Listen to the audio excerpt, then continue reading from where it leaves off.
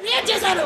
ఏమో మనకి పెద్ద బొక్క పడినట్టు చేసినట్టు క్రియేట్ చేసినాడు. బట్ ఆ పిల్లోనికి ఏం కాలే, జస్ట్ పిలిచినాడు. పిలిచిన తర్వాత ఎవరో సార్ చూసినాడంట, వచ్చి తనని లేపి ఎన్ని ఏళ్ళు కొట్టారు, 30 ఏళ్ళు కొట్టారంట.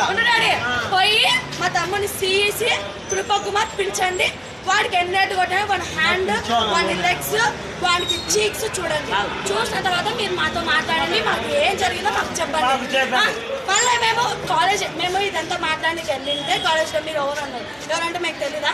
మేము స్కూల్లో మా పిల్లలు చదువుతున్నది కదా, మేము వచ్చేది ఊరోళ్ళంతా వచ్చారా మీ కాలేజ్కి?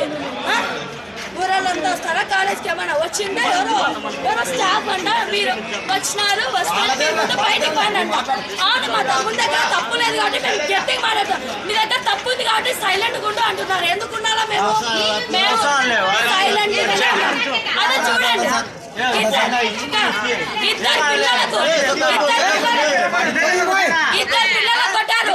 అదే ఇంకొక పిల్లని కొట్టారు. ఒకవేళ మా తమ్ముడు కోఎడ్యుకేషన్ కాబట్టి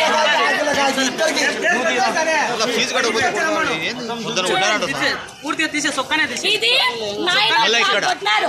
9 కొట్టే ఇప్పుడు కూడా తగ్గలేదంటే ఎన్నేళ్ళు కొట్టారు.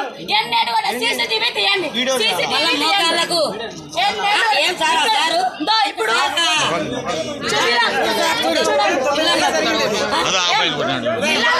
పిల్లలను ఉండాలనుకుంటున్నారా, తప్పాలనుకుంటున్నారా? ఇది కాలేజ్, రౌడీ కాలేజ్ అది. రౌడీ కాలేజ్ ఏంటి? కాలేజ్ అని తీసేసి రౌడీ కాలేజ్ అని పెట్టండి.